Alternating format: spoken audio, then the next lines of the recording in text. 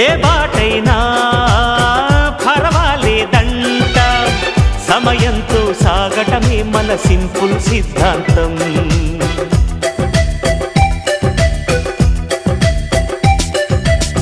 చిరుగాలికి పరిమళమిచ్చే సిరిమల్లెల వనమై ఉందాం, గగనాన్ని నేలను కలిపే హరివిల్లుల బంతెన అవుదాం.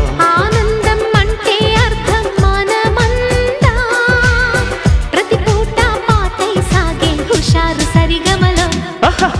ఎన్నో ఎన్నో రాగాలుండే సంగీతం కాదా, చల్లకి నవ్వుల కేరింత.